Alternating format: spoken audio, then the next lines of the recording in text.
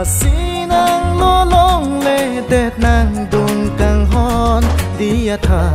đi non nàng nề phan ô càng hòn đi về tha nàng nề phan ô càng hòn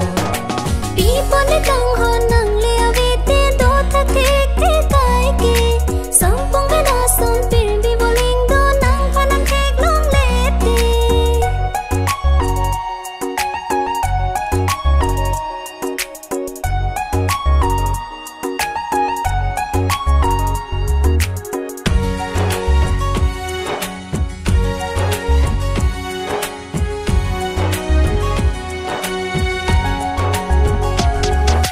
anh hong tăng tăng ngô càng hòn anh hong bên non chỉ lối gió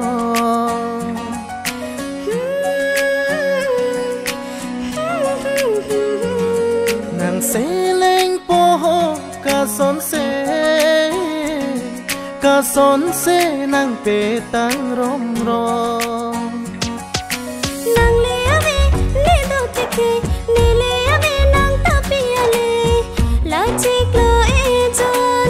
chót ca lý càng hòn nàng trắng hông chỉ nè cay ar chân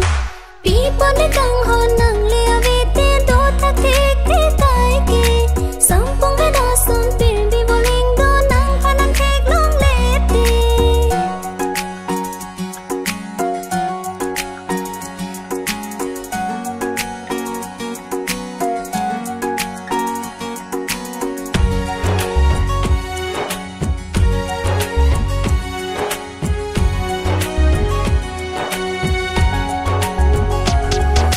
nàng phan hẹn eo càng hòn cái ta nàng chinh hòn đor de om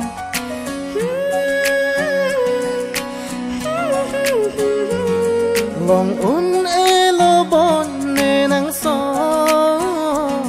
la dak so min darang bon dù để son ninh sâu lo bông huan kết thế nàng nếp phan càng hòn à mi lur pa me lo nè rai com về chỉ cái ta nè ô se ra tan pi trong hỏi nàng biết ta am ta long lê pin thang giang run me a sai kisik ne non malom là si nàng lo long lệ đẹp nàng đùng càng hòn đi tha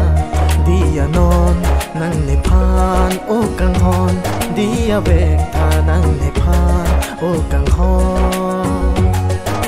pi bọn để càng